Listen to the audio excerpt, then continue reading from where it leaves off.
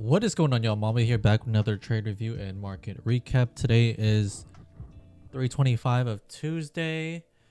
Let's go over today's game plan and session. So coming into today, indices were slightly strong. If you look at the pre-market, um, we were going higher, and then I was watching for continuation above these key levels. We had one at 24.58, and then 5836 on ES. So initially the game plan was to break and retest to continue higher, and then we had like levels up here at 2666 and so on. And I was also open to a potential reject of this key level right here to go back down to this level if we set a divergence. So watching at reactions at these key levels, and I was also open to a bounce. If we bounced at the level, we can potentially see the opening print and then the next level. And then with all my game plans, I'm always open to some kind of divergence. When one of the indices is making like a higher low and another one's making a lower high or a lower low, I'm always open to shorting or going long. So let's go into the trades. If we look at ES on the left side, right in the morning we had some selling pressure. So let me get rid of this.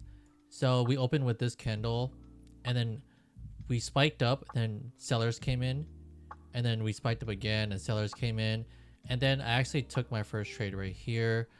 We also presented a slight divergence. This was making a high while NQ wasn't. So I took this entry, really just aiming for about like 8 to 10 points. So initially, since this was like the first 5 minutes, I did size half of my position, and then as we were selling off, if we look at NQ made a new high, but ES did not. So since that happened, that's another divergence. So if we look on the right side, we're making a high, and then ES is making a low. So we're making a low, and then I added to my position. So I added another half size to basically just target lower. So I had my full position on since then, and then I actually sold it around here. So it was half position, sell off, pull back, trigger, add to another position, so full position, and I kind of just held my position all the way to the lows. And then we had news at 7, so I didn't want to hold through there, so I got out at these lows and I captured about 8 to 10 points, and I was pretty much done for the day.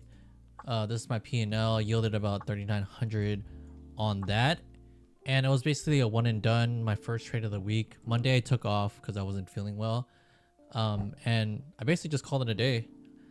There was other trades definitely that presented itself. If we look lower, there was another divergence. So we were making a low on ES, and then NQ was making basically like a higher low. So our lower low and a higher low, that's another bullish divergence. And then you can basically use a one candle stop to target the pre-market highs and then the level. So NQ, you could have captured about 68 points, and you could also take it on ES as well, even though it's the weaker asset. You can aim for the extended highs, so the overnight highs, which is 17 points, and the level, which is 19 points.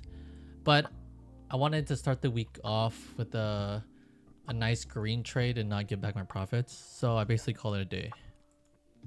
With that being said, you have a good one. Peace.